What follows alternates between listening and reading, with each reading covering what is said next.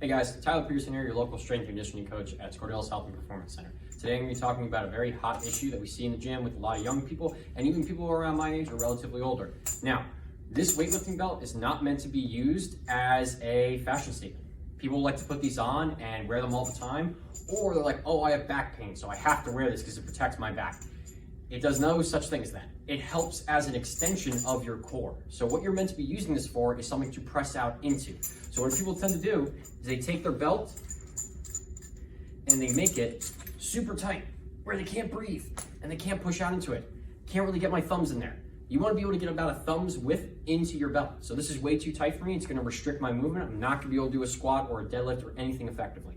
But if you make it a little looser, so let's say right about there, that's comfortable for me. It's still pretty loose. I can get my thumb in to here, but now I'm pushing out into it. You see how my stomach's expanding into the belt? This is just an extension of my core. This is going to help protect me when I go heavier load. It's not meant to take the place of your core.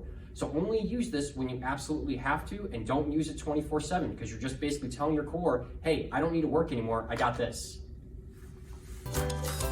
Like this video, subscribe to our channel, check out our rehab series, click on our social links above, or check the description box below for more videos that you might find interesting.